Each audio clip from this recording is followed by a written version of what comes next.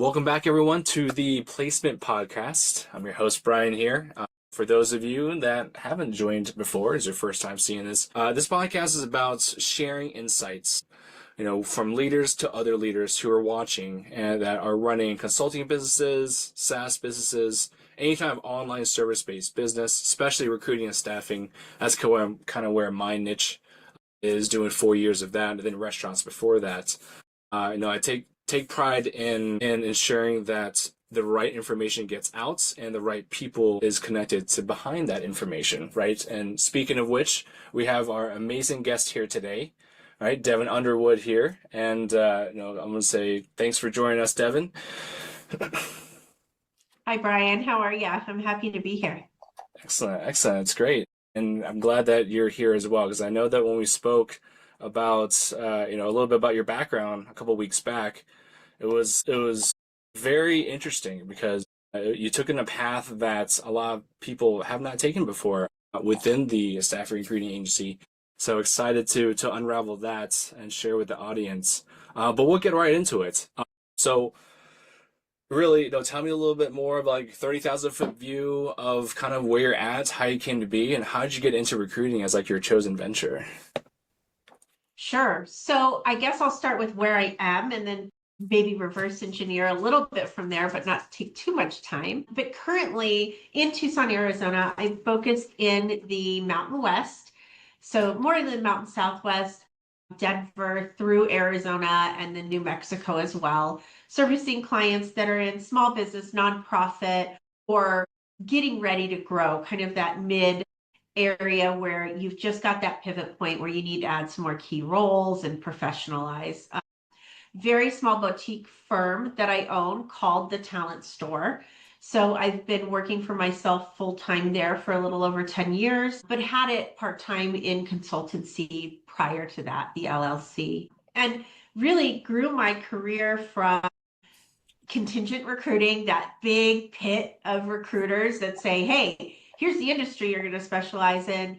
Here's your territory, find clients and find candidates, and good luck and Godspeed. All the way through to then coming in internally with organizations, the first being a consultancy and interim leadership firm in healthcare that I built out their recruiting and placement department for. And then a couple organizations that were really scaling quickly. So I came internally to help with talent strategy during M&A and talent acquisition. So kind of took all of that and blended it into what the Talent Store has become, really under the passion point or purpose point that I feel in finding a way to help small business entrepreneurs and those people really specialized and expert grow and compete in the marketplace and thrive so that more of us do. So that's sort of that high level idea of how it all grew through. How I became a recruiter is just practicality. I went to college at University of Arizona in Tucson. I left and I put myself through college working full time, kind of like you, in the service world.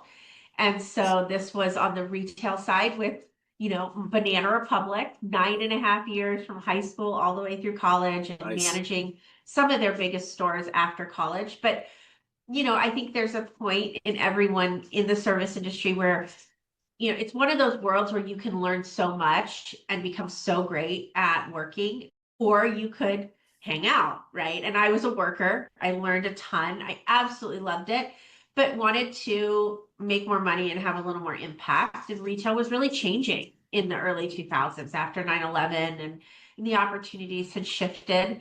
My goal was to work for Gap Inc. and do the whole internship rotation, and it shut down a year before I graduated college. So there was just, this idea of, okay, what am I going to do? And so in Scottsdale, where I lived at the time, there was a recruiting firm advertising for recruiters, and I applied because I thought if I don't like recruiting, at least they know where the jobs are and I'll figure it out from there. And Smart. it just kept growing. So that was that. Nice. A little reverse engineer from your story, but also reverse engineering how you got into recruiting in the first place, right? The plans were like, Yeah. all right, well then I'm gonna go into recruiting because that's where all the jobs are at. I'm gonna at least figure out one thing: be good at recruiting, or find a job that I'd be good at through recruiting, which is interesting. That's right.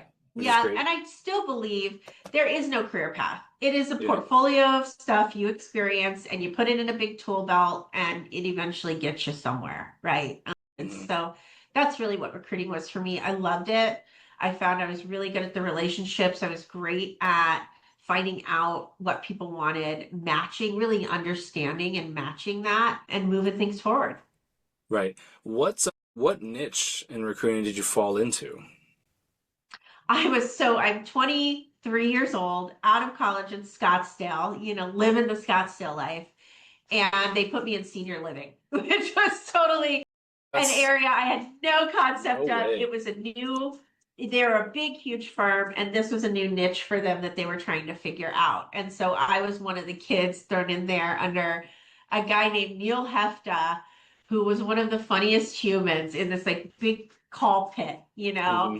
with Oh my yeah, cube it's next to his. boiler room style. And then yeah, pretty quickly it was like, here, get some clients in California and Arizona and figure it out. And within the first year, I spoke to a regional director with one of the largest senior living companies in the country.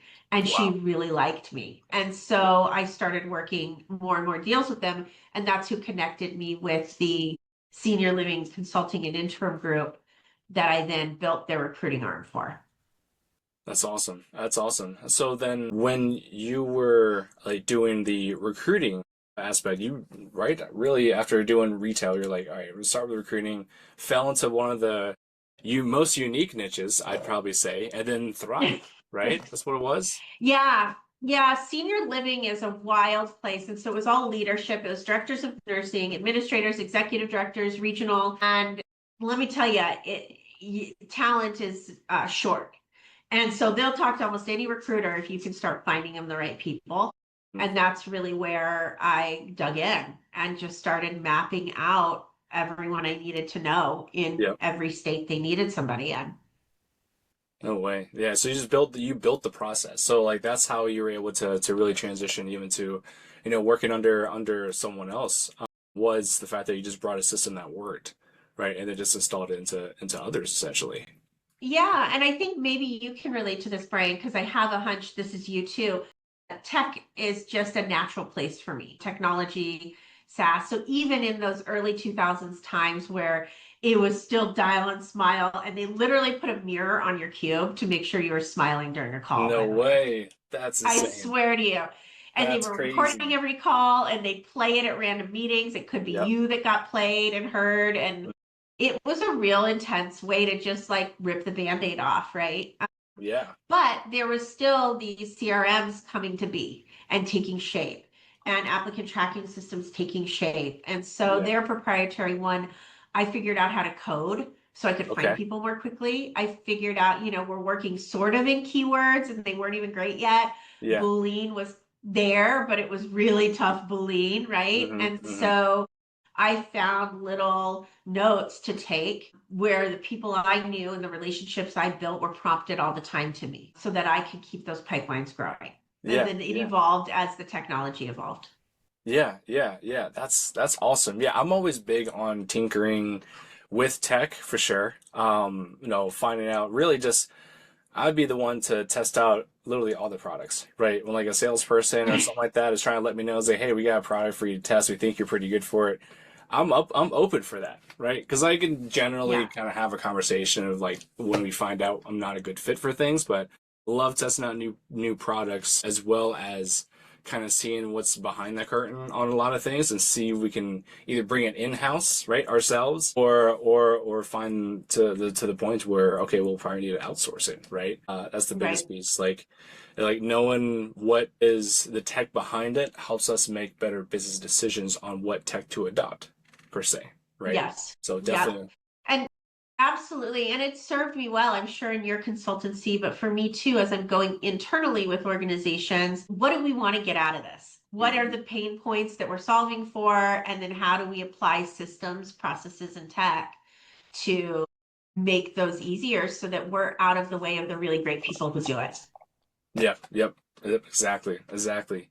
So I want to dive deep into present time and the talent store as of right now. So let's peel back the onion a little bit on the talent store and kind of what you do, what the company does, right? It's not your traditional like recruiting and staffing firm. It's more like consulting. It's not, yeah. How does Right. what exactly do you guys do in your words, and how'd you come with that?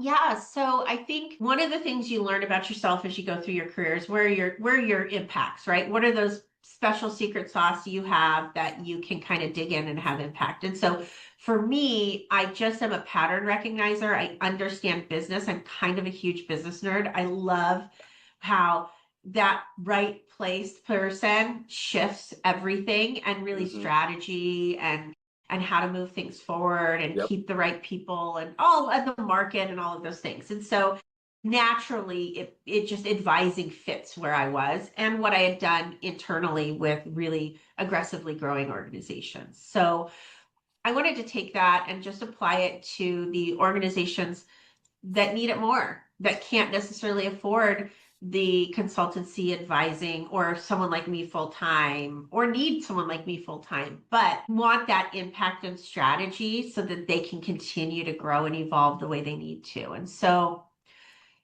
the evolution of how the talent store has been positioned kind of comes from that. But it really is one on our recruiting searches. It's not just C-suite, it's key position placement. So what that means to me is this is when we realize we really need to now bring in-house an IT product leader Hmm. or a tech product leader, a product engineer, right? Or on the built environment side in the real world, right? We need an electrical engineer as a second principal to our current principal. So, you never know what the role is going to be. So I don't call it C-suite. I don't specialize in an industry. What I do is really get to know my clients well Hmm. and help them shape that key role that's needed to get to the next level, help Hmm. them understand how that fits in the market, how it should be compensated, right? Based on their current team and equity there and the market and being Hmm. competitive enough. Are there real people that even exist that would be interested in this and really get excited about it? And then how do we get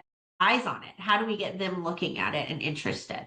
And so all of that goes into the thought work at the beginning. And then I go out and find the person and make that match, right? Yeah. Or someone on my team. And so that's the placement side. It's retained. So Hmm. it is priced at a retained model. We don't do any contingent searching. Every once in a while, we'll offer contingent pricing if we know someone great that someone might need and they have other people in the interview process, I'll say, hey, if you want to interview them too, here's kind of what that will look like at the end of the day, just so we're not in the way of anybody's opportunity on the candidate side. But really, every search is initiated, retained. It's a very approachable retainer at the front end, which is a little different than typical retained searching firms. And then we work with them the whole way, managing the process, helping them even know how to vet correctly so they can be decisive Yeah. so things move forward and decisions are made and we don't lose great people. And so Hmm. there's a lot of work in it. It's very hands-on, it's very partnered. Yep. And knowing that culture fit, values fit, passion, purpose alignment helps us then work on really any role within the organization because we know those success factors, not soft skills. I hate the term soft skills, but the success factors that really match up with who our client is and where they're headed. Nice, nice. So speaking of like pricing and how you had it, come about, when it comes down to essentially the retainer model that you have, right, to where it's upfront retainer, essentially that's actually a great deal because you're not doing contingency hiring or anything like that. You're doing like work from day one because you're That's providing, right. you're inserting yourself into their business, and you're not focused on any niche, like you said. You're more focused on Mhm. the relationship first, right? And then having conversation and seeing exactly where things lead as far as their HR process, right? As far as like That's right. the talent acquisition process, not the compliance aspect, but the talent acquisition process itself. Right. And even effectively coaching those sweet C-suite level folks or VPs or even just, your frontline managers how to basically, I guess for lack of a better term, do their job on the recruiting front, right? In a Right. sense. And here's the thing, you're in a small organization. Let's say, even if you're a Yep. founder, especially if you're a founder, but Hmm. let's say it's a small organization, you're there because of your expertise. Yep. You're there for your day job. These are not people who are natural at hiring, Yep. right? Now you get into a larger organization, that's where they can handle 5 contingent firms and they're filtering all the junk they're sending them Yeah. and they're doing the work to put it together for the organization. But in small and mid, you don't have that person, that gatekeeper. You don't Yep. have that person running it. So hiring contingent firms adds more work to your plate. It's not helpful. The other side of that is relying only on SaaS and hoping they match right, and a junior recruiter at the front of that. They don't know how people sit in organizations across the country. They don't know how skills map necessarily. Are Yep. you missing talent?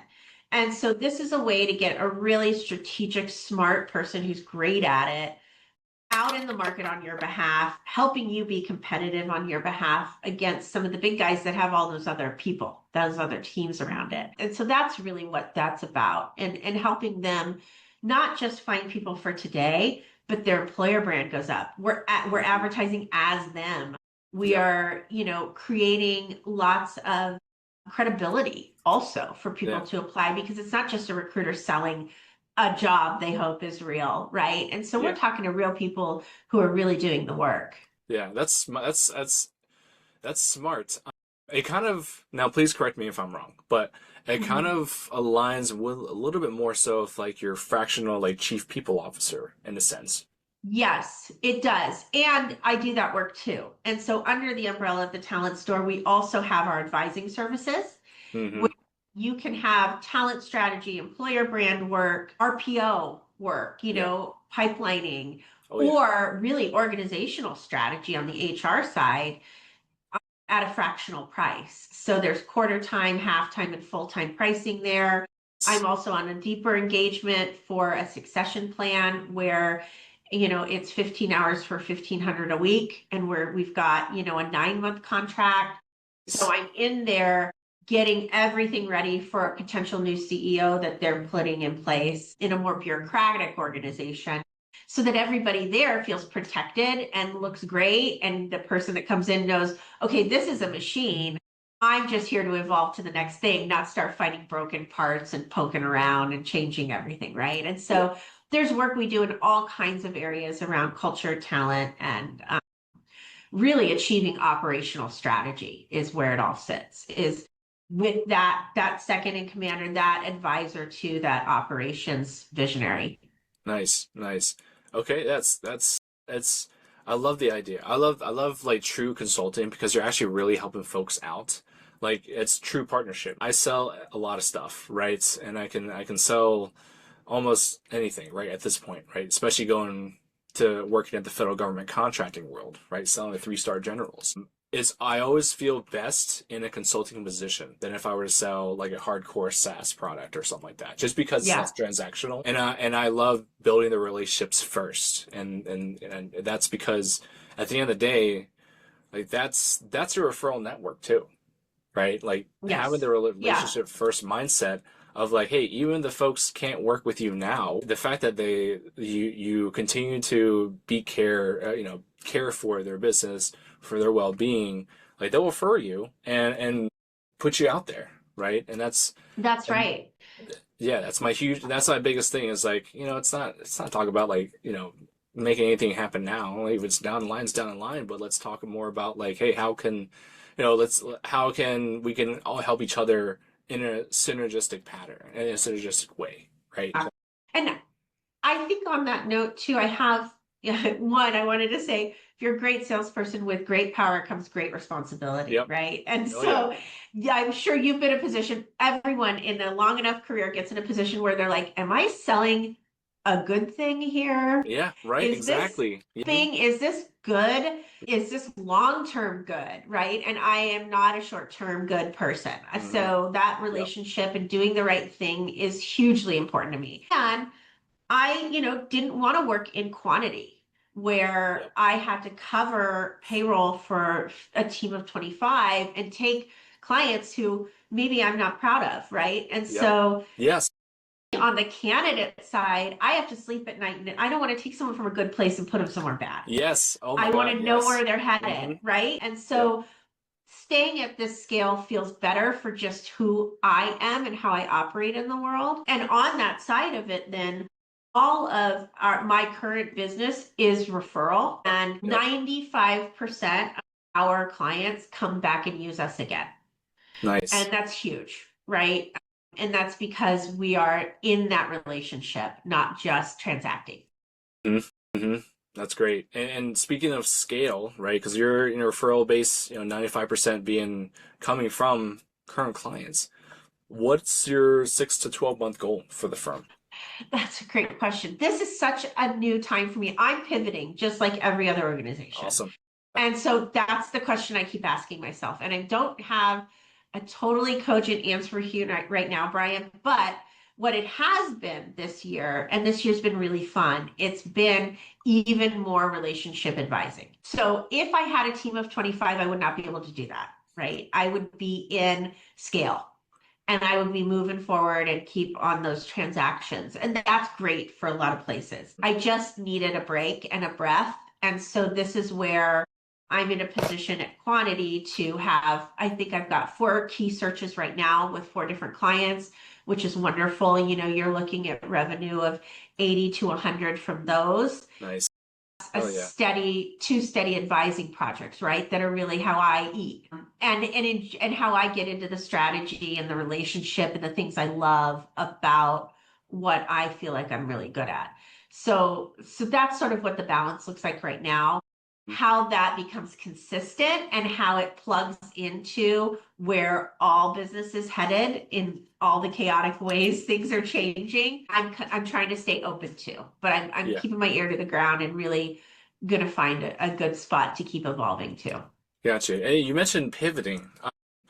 Now, I'm Mhm. curious about that. Were you seeing some of the issues within the business right now that is causing you to pivot and you're looking at other solutions for, or what's all that looking like? Yeah, I think in there's 2 things. There's a big kind of external issue I see, and then there's an internal with the businesses I work with. One is we everyone is very overwhelmed with information right now, and nothing seems certain. It is everything I know energetically in the world, in the news, in decision making at all levels is we're not sure where the world's going, right? We've got Right. AI, we've got federal changes and federal financial support shifts that have really moved even further away from small business and entrepreneurship and doubled down on big tech and big business and who can get a meeting with the president, right, to Yeah. get funding. Very different Yeah. than the SBA and then the idea of the American dream entrepreneur, right? And I'm Hmm. very much the American dream small person entrepreneur. And those are the businesses I love, those that have been incredible at it and have an impact locally. And so, where do I help strengthen that world now that there's kind of a vacuum? That's that big macro idea that I keep playing with is Hmm. how do I play in a way that strengthens what I believe in and who Right. I am? And then the micro is, there's these really incredible leaders out there that are great at the business they have, but you talk about navigating employment and the right hiring. Now you have to navigate AI bots versus employment and Hmm. reorganizing around efficiencies and how do we even, bring the two together and keep our culture and our values aligned. And so that sort of stuff is just really freezing a lot of small and mid organizations right now. And that's where I want to help navigate. And there's ways to do both, is to really look at how do we retain our culture? How do we use technology, AI, or anything's coming down the pipeline in a way that one doesn't totally distract all of our energy and capacity to get us set up, and Yep. two, puts supports and doubles down on strengths of the people and the talent we have, not replaces it, right? And navigate what does now growth and succession plan even look like for an entry level role? Is Yeah. there an entry level role anymore with AI? We don't know. And so is there building internships happening more? Are there ways to help smaller businesses understand pipelines in a different way? And so all of that is impacting just the swirl in my brain about where I need to continue to be expert on behalf of my clients and how to keep things going. Yeah. So pivoting from traditional, it seemed like pivoting even more so from the placement aspect to now just pure advisory as a It's a maintainer. lot more advisory. Yeah. Yeah. Which, is less work, is more work for less money. So I don't, may not be for everybody. But, in there, I don't know how decisions are going to be made for key position hiring Yeah. without some support there right Yeah. now at the small and mid business level and nonprofits. You talk Hmm. about funding challenge and having to really take a whole new look at how you're serving your mission. Yeah. It's a whole big thing. How are you planning, or at least, how much, whatever have you thought of as far as reaching out and building those relationships specifically for that side of the business? Yeah, I think that there's a lot of needing to get back out into communities that I Mm, serve. So hmm. back into, everything that goes on in Phoenix and Maricopa County, get Nice. back active in Tucson, New Mexico, Denver. Denver's really an incredible place, and I love the clients I've had there too. In terms of really cool stuff coming up, talented people, thought leadership. That's a great area. And I think last year for me was more of a cocooning of, gosh, this is scrambly and there's a lot of chaos. Let me stick with my clients and kind of get this done Yeah. and then figure out where I need to get back in. And so now it's about getting back out there and really Yeah. starting listening to people again and taking what I've learned and kind Hmm. of taken in and how can I apply it. There's going to be a lot of also strategic partnerships. And so part of mapping that is what strategic partners do I need in this thought leadership Yep. area? What referral partners are, Hmm. purposely driven to the same kind of organizations I am, that and I respect their work and I know that they're experts in what they do, and how do we help each other and support each other and leverage that. And again, like knowing the tech products out there Yep. and never staying out of that loop so that as clients need it, there's suggestions and help and referring. Yeah, yeah, that's perfect. Yeah, because that's great information and insight for sure. What's going through your mind on this pivot, because I'm 100% sure that Yeah, someone out there is probably thinking of the exact same thing right now, right? Someone's 100. Yeah. someone's they're affected by the sudden changes, regardless, if you're thinking about how government has changed or whatever the case may be, right? Someone's out there suffering through, in their mind, suffering, right, through a specific change to where they feel like their business is obsolete, right, and they have to the extreme, right, and they would have to Yeah. pivot, but still keeping their core values together. I think is crucial to hone in on, right? You mentioned, like, yeah, with the advisory aspect, hey, more work for less money. But at the same time, it's also better than no money. So at the end of the day, like trying to figure out like where to pivot and then how to essentially capitalize more so on that more work, less money, how we can create that balance after gaining a few, I would say some traction and momentum is the key right now, right? Right. As Yeah. folks pivot. So maintaining that Yeah. status quo for it. So a final question, and just kind of threw this one in there, but what would you tell your younger self right now as far as entrepreneurship and business ownership? What would you tell your younger self that's still, in the retail space, and how to become an entrepreneur as fast as possible? Uh, okay, that's a great question. Yeah, so gosh, what would I tell them? First of all, that younger self was wild. And I don't know, all of myself barely relate to each other, but they got me here, right? Yeah.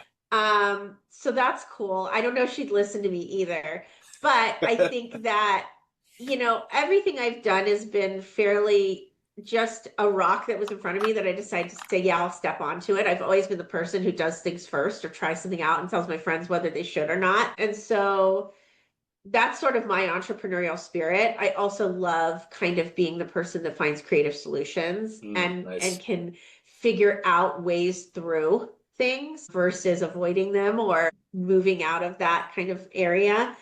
So I think, if I'm looking back at my last 15 years of journey, I would say keep your lifestyle simple.